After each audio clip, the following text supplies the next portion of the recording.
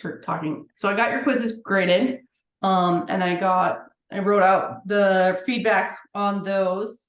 There are some problems I want to go over. I think some of the problem that we're having is,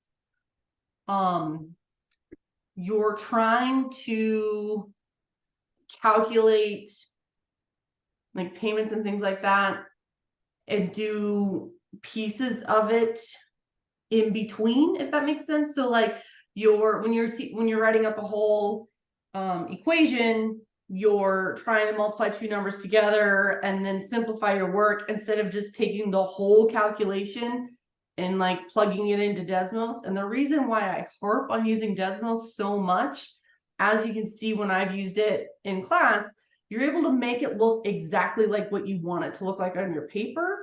Where if you try to use a graphing calculator to do that, it's really hard to see, like, did I put the parentheses in the right spot? Did I do all of that? And so that's why I really like to use it, is because you can make it visually look exactly like what you're trying to have it look like on your paper.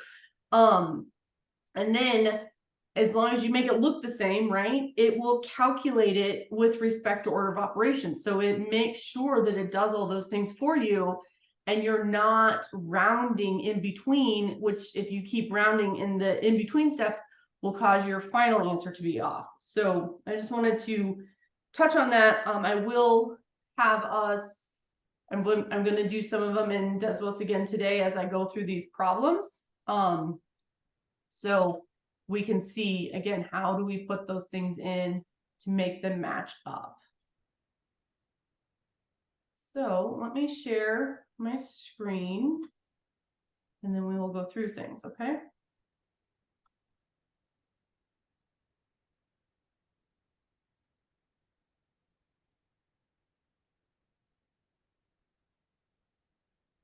Okay, so the first problem that was missed on the quiz is this one here, and it says the principal P is borrowed. Actually, let me make this side smaller so I can make this side bigger. There we go.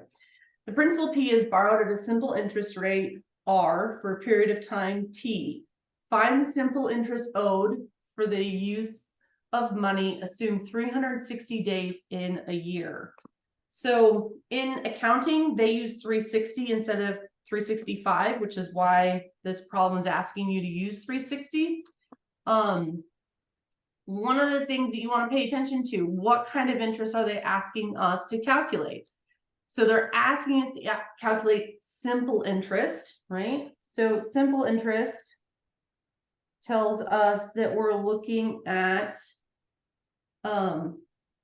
the interest rate, and the interest formula, it says I equals P times R times T, right? Now with interest in general, our rates are calculated in a percent per year. It's an APR, it's an annual percentage rate, which means time has to also be calculated in terms of years.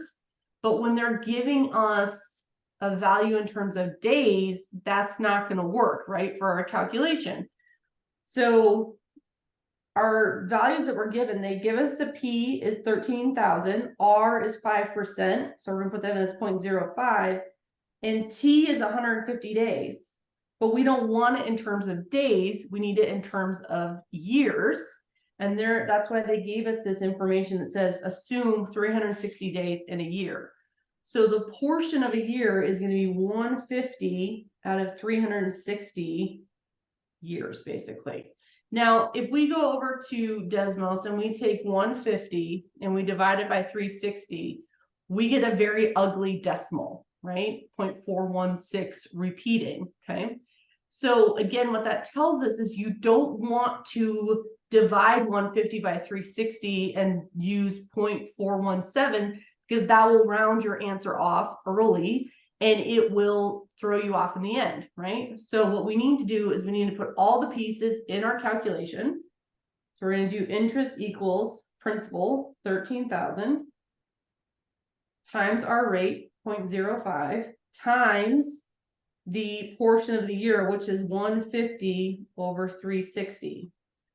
Now, when we go to put this into Desmos, you can make it look exactly like that, right? We're doing our parentheses. We've got 13,000 times 0.05 times, and then in your parentheses, you're going to do 150 divided by 360. To get that ending parenthesis, we're going to use our left arrow, or excuse me, our right arrow key, and then end our parenthesis. And you can see that our interest here is 270.83 repeating. And our instructions said to round to the nearest, I think it said nearest penny. Let me just make sure that I'm not messing that up. Hold on.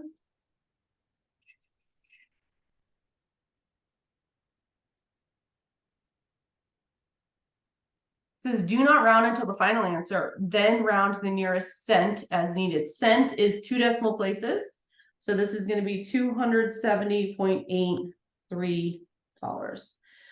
Now, if I had taken that 150 over 360 and rounded it off, let's say I did 150 divided by 360, and I said, oh, well, that's just 0.417.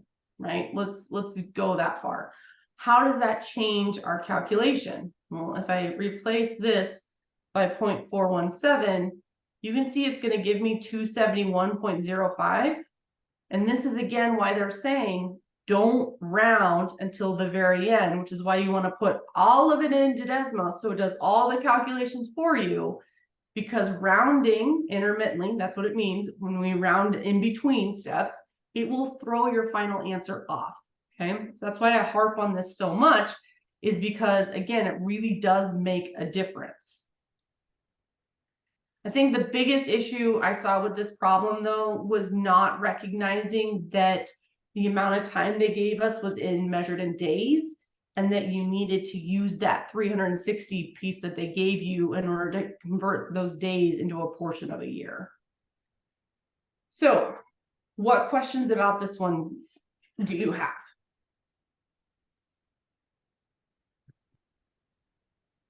I don't have any questions. I just completely used the wrong formula. Okay.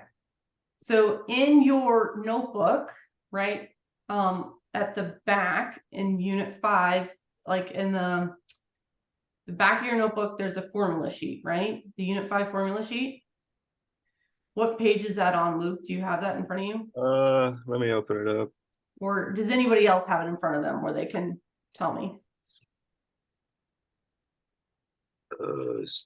Rings are bent.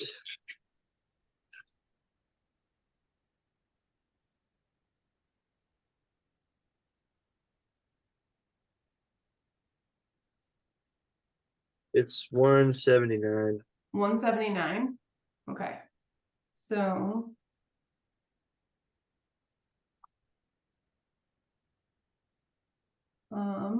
let me show everybody what I'm talking about in case you haven't seen it before. Because again, it's important that you have that, because you will be able to, you can use that when you take your, obviously when you take your quiz, but you will have access to it when you take your exam too. So the unit 5 formula reference sheet, and you can see it's got simple interest, which gives you that formula. Simple interest if you're finding your account balance, compound interest, continuous compound, and this is one of the problems I'm going to go through because it's important that you see, are they asking for just compound interest, or are they asking for continuous compound interest, right? And then we've got our exponential growth and decay. You've got your payment formula here.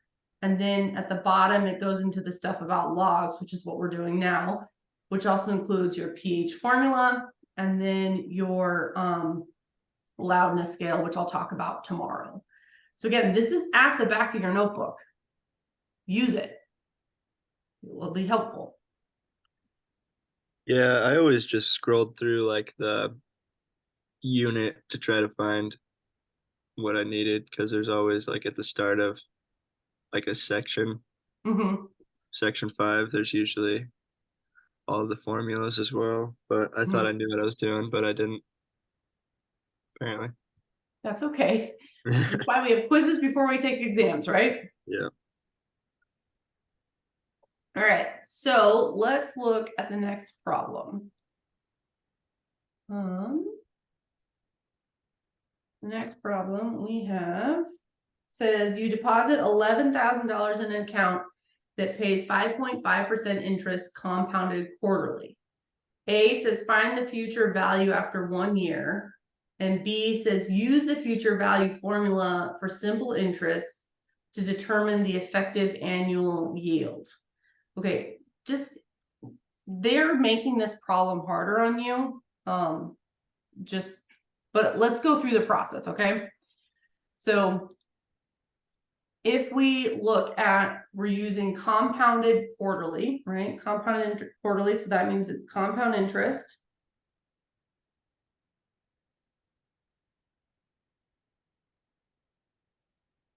So the compound interest formula is A equals P times 1 plus R over N to the NT, right? Make sure I've got that written down.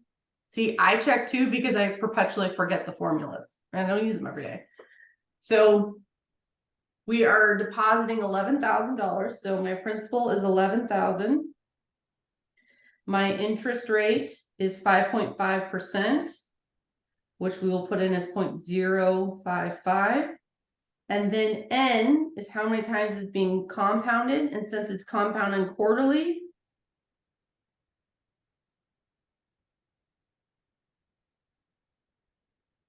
we're going to say that N equals 4, right?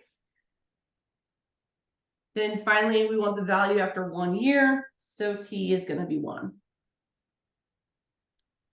So if we go to this problem and plug our stuff in, we're going to say A equals 11,000 times 1 plus 0.055 over 4 to the 4 times 1. Again, put this whole thing in as it is into Desmos. It's going to make your life easier. So clicking over here, I'm going to do 11,000 times, and in parentheses, I want to do 1 plus 0.055 divided by 4. Again, to get out of here, I'm going to use my right arrow key so I can end my parenthesis. I need the exponent now, so I'll go down to my keypad. I'm going to click on A to the B, which will raise that up. And up there, I can do 4 times, whoops. Do we need to do the times 1? Maybe not, but we want to make it look the same. We can do 4 times 1, right? You have to have parentheses when you're in that exponent in order to get it to be up there. So this is going to give us $11,617.59, right? Now, the effective annual yield, they give you they suggest using a formula. This is not a formula that I have ever taught you. So my expectation when you did this problem, and I apologize if there was confusion, we just need to find the effective annual yield, right? We talked about this, and it's the annual percentage yield. So in order to do that, I'm going to take, so this is part A. So part B is we're finding the APY, which is the annual percentage yield, which to do that, you're going to take the amount that it grew to minus your initial investment. And you're going to divide that by your initial investment. Because we're just seeing how big did the money get, right? We'll times by 100 in order to convert it to a percentage, okay? Again, if you're not comfortable with doing this all at once, you can do the subtraction first, right? So we're taking $617.59, dividing it by 11,000, and finally timesing that value by 100. And this gives us 6.1, not 6, what am I talking about? 5.6. 6.1, and it keeps going, and they want us to round to the nearest tenth as needed. So we're going to say 5.6%. They had given you some formulas. Again, I don't expect you to use those. I expect you to use what I give you. And it says, why is the investment's effective annual yield in decimal form? So in the problem, if you clicked on this, they gave you this weird formula. This is y equals r, or not r, what am I doing? 1 plus r over n to the n. Let me change this so it makes it look nice. The n minus 1. So if we plug this stuff in, we're doing 1 plus 0.055 divided by 4 to the 4th minus 1. Right? That was the y. Like, do you guys know? Please tell me if you don't know where I got this formula from. So here's what I'm talking about. In Pearson, right? On this problem, they gave you this little window. It says click on the icon to view some finance formulas. And some people clicked on this and it gave you these formulas. Okay, so this is where that effective annual yield formula, this is where I'm writing this out from. This is where people got it. But again, my expectation wasn't that you were using it. My expectation is you found the amount after a year and then found the change, which is how we did it in our notebook, right? That's how we did it in class. And so if you plug that stuff in, 1 plus 0.055 divided by 4. Oops. And we raise it to the exponent of 4, and then we subtract 1.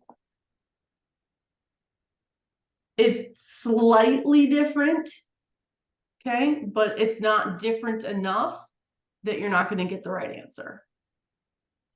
Because all you do is take this and move your decimal point 2 times, and you can see you're still getting to that 5.6.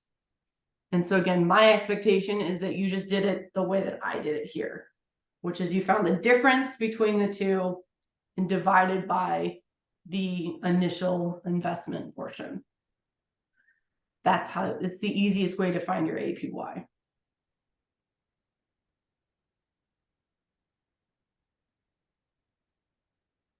Did anybody have problems with that one based upon using that formula, or what?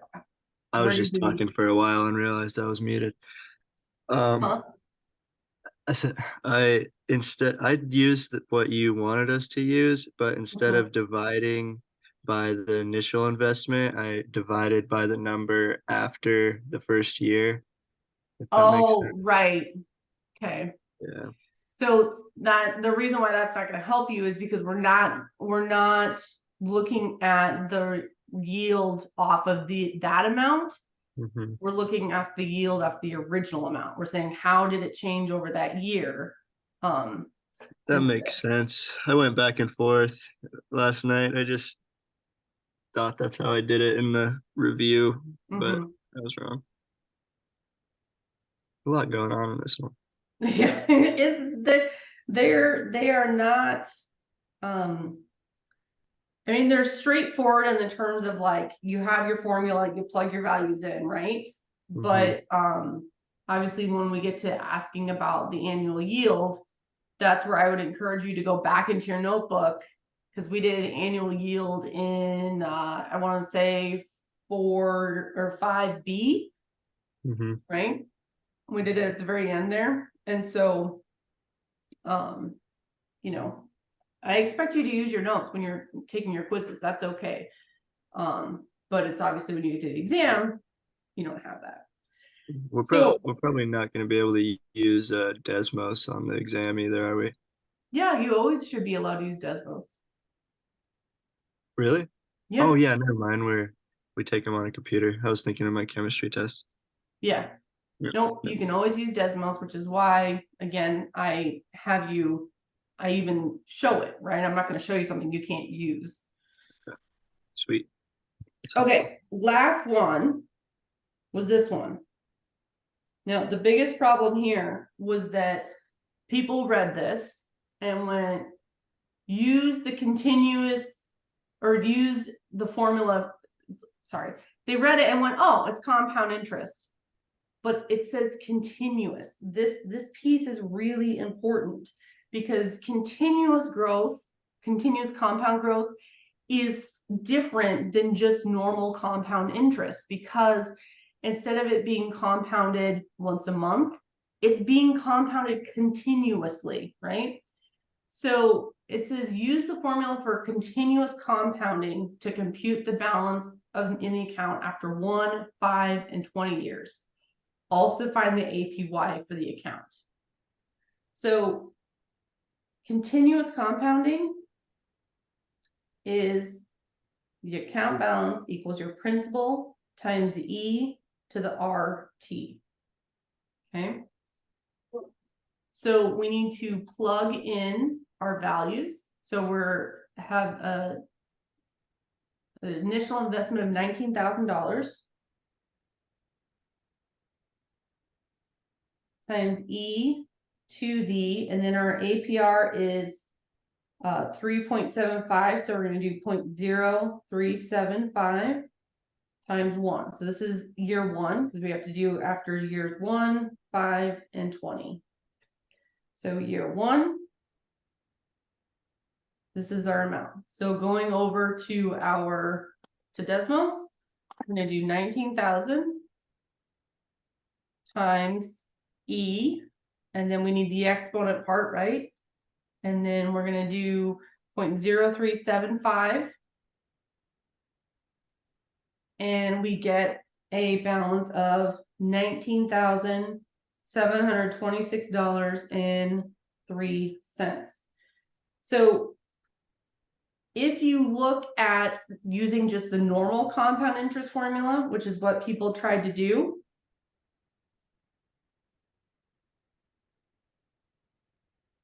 how does that value change? Well, for normal compound interest,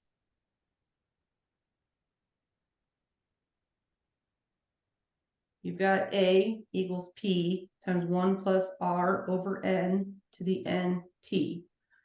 Well, if we find the account balance here after 1 year, we're going to do 19,000 times 1 plus R, 0.0375. Compound interest, normal compound interest is compounded monthly. So we're going to divide by 12, and it's going to be the 12 times 1. So if we look at how those values are different,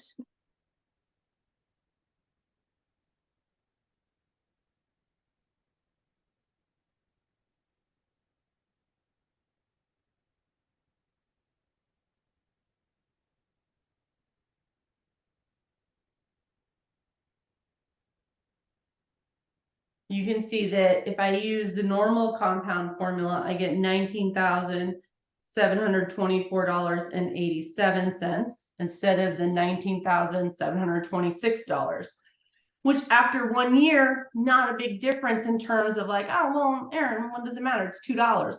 Over the course of 5 to 20 years, your values change considerably. And that's why, again, you need to read what kind of compounding is it asking? Is it asking for compound interest, just normal compound interest, or does it have the word continuous? If it has the word continuous, then you have to use that equation. So what I want you to do is I want you to calculate your balance after 5 years and after 20 years and send me your answers in a direct message.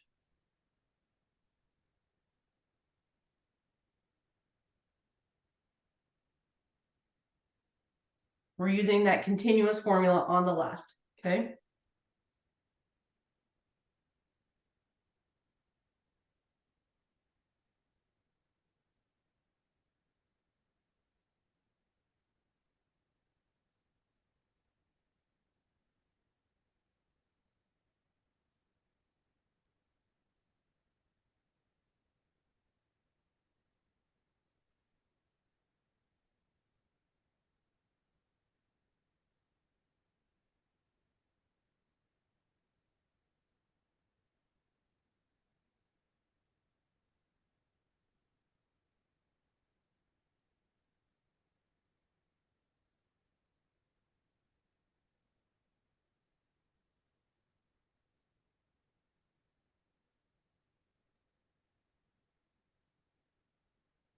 You want us to do both year 5 and year 20 or just one of them? Both, please. Okay.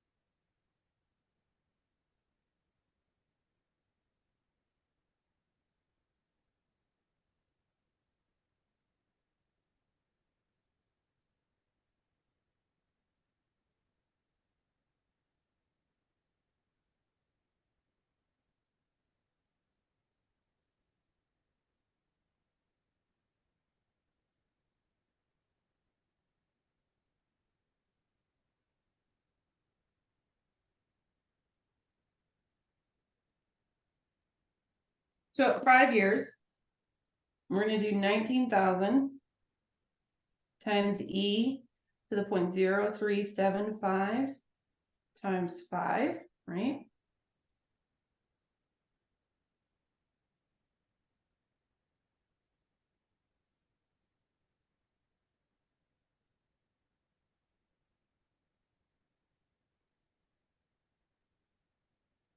And so we get an account balance of $22,918.37.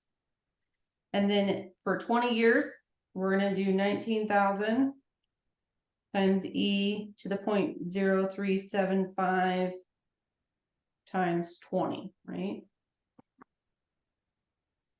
Like, one of the things I love about Desmos, like you could just come back in here and type where the 5 is and delete it out and type in 20 and it'll do the calculation for you. Or if you want to make sure you have a running total of them, again, you can use your mouse and highlight all of this, all that calculation, do Control C to copy, and in the next window below, you do Control V, it pastes it in, and then you can go back and type in your 20, right? Like there's a lot of things that allow you to cut your time down, which again is why I show you how to use this.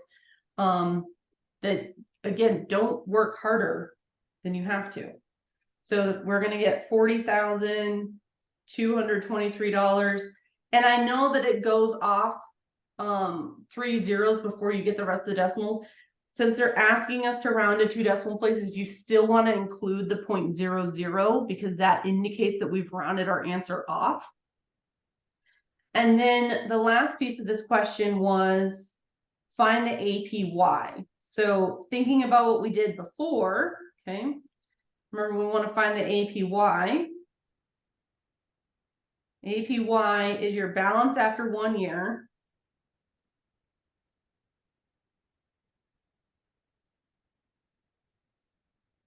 minus, hold on, let me make this go over so I have more room.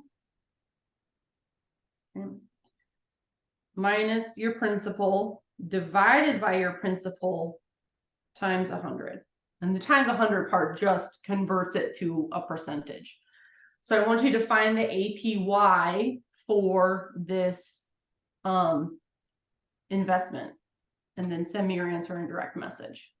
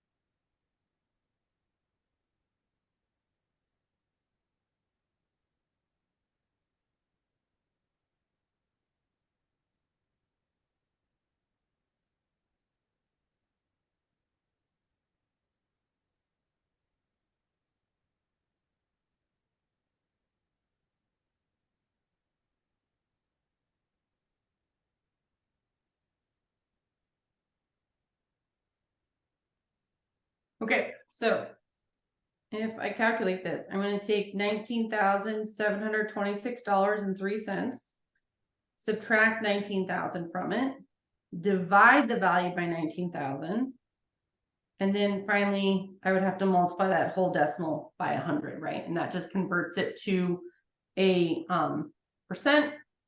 And so if I plug that in,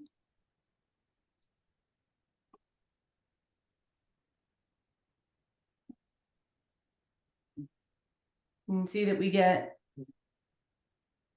3.8, and it keeps going 821, blah, blah, blah. And I'm just going to round to 3.8% because your assignment had you round to the nearest tenth as well. So one thing I want to drive home is visualizing this difference between compound interest and continuous interest. Okay, so let me clear these all out. We write two equations.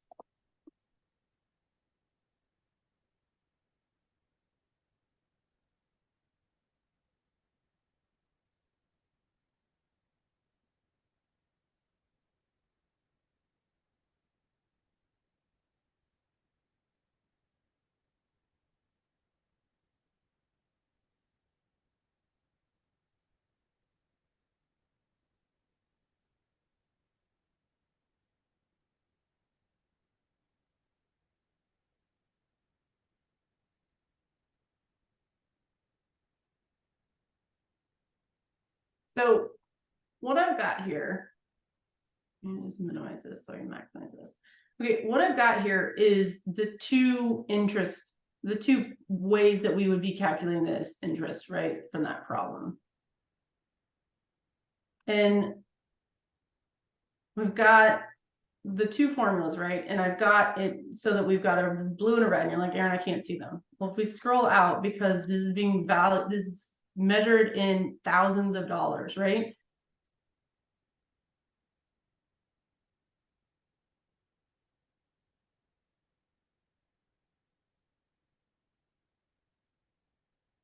Goodness, come on.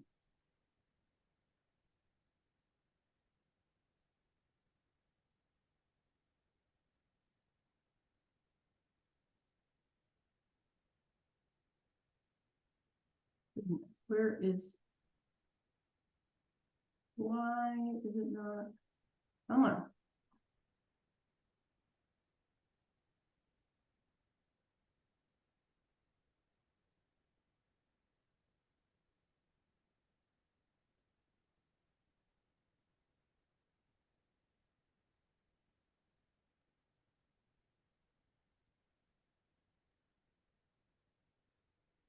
Okay, so when they're growing, you can see that they are, when you scroll in, you can see that they are they're near each other, right? Yes, I agree. They are close. However, as you move out for values,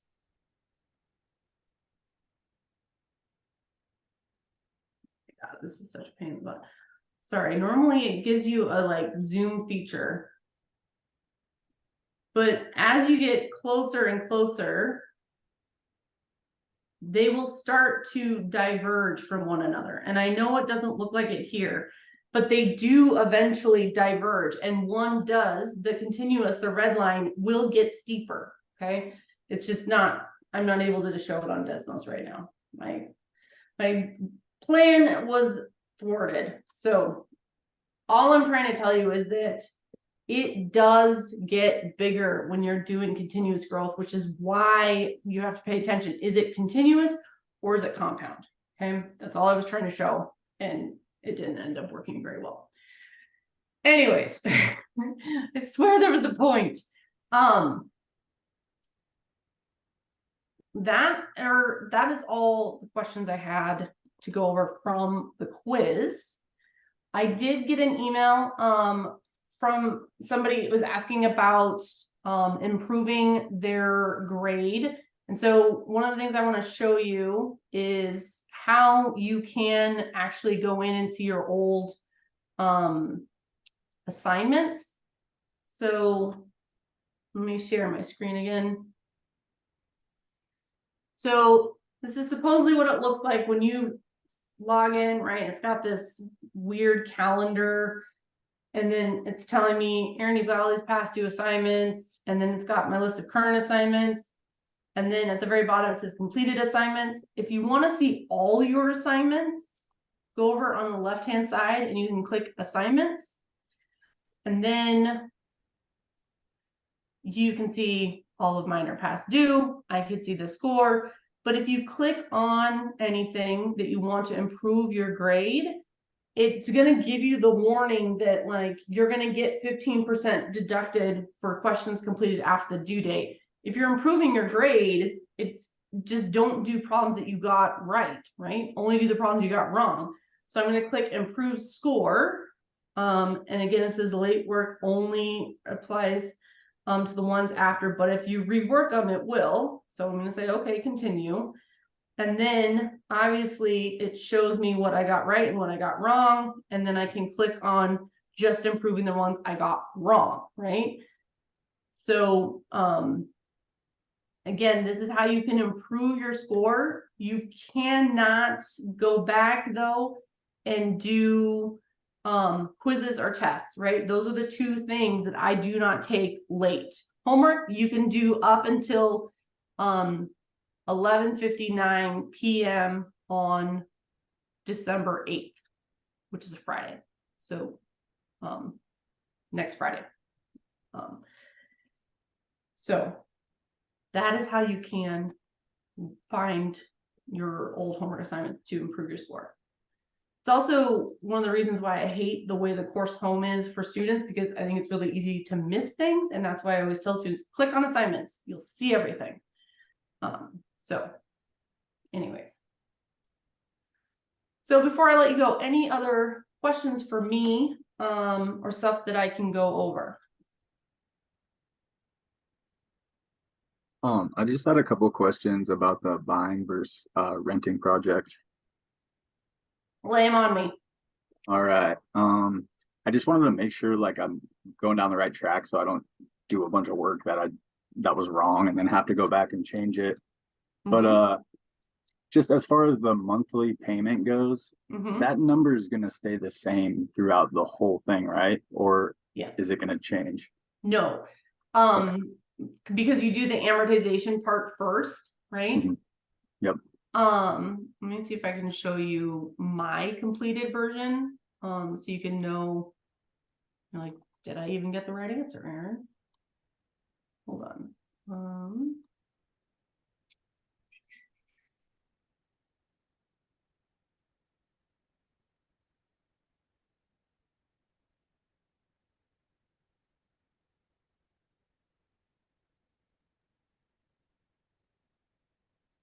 So you can see here, my payment amount was $1,261.53, right? And that does stay the same through the whole thing. Obviously, the interest and principal, those values change, but that changes on its own, right? As part of the whole calculation. Where things start to change is over on the right-hand side when we look at our deductions and things like that. Okay. But in this first part, your payment is the same every month for 360 months. All righty. Let's see. So it looks like I have the number for the yearly interest paid. I have that number you have in the yearly mortgage payment for some reason.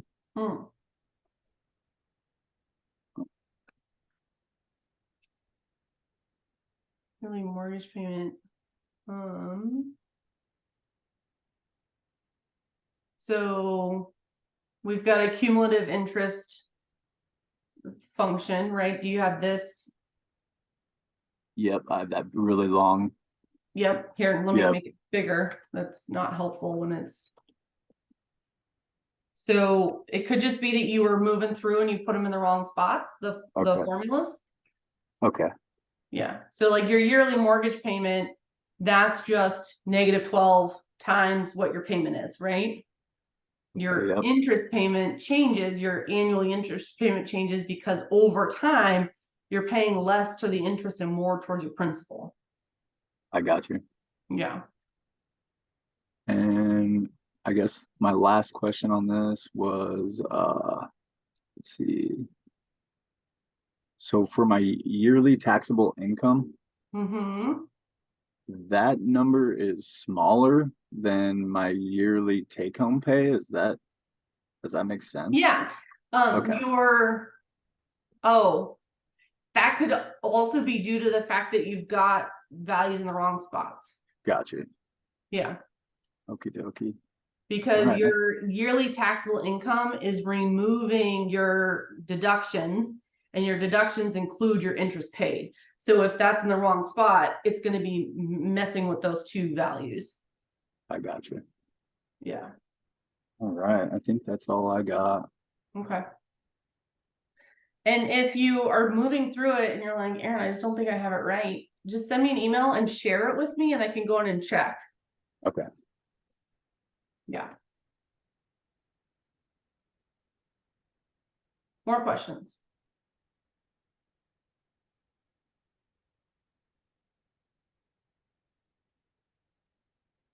All right. Well, I will let you go. I will see you tomorrow where we will continue to work on 5F, okay? And just to remember all of our due dates, because we got things due all the time right now, right? Hold on 1 second. Let me pull them up so I'm not telling you the wrong thing. Today, 5D homework is due. Tomorrow, buying versus renting due. Friday, 5E homework is due. That's what you got going on. And Luke, I will stop recording so we can look at what you want to look at, okay?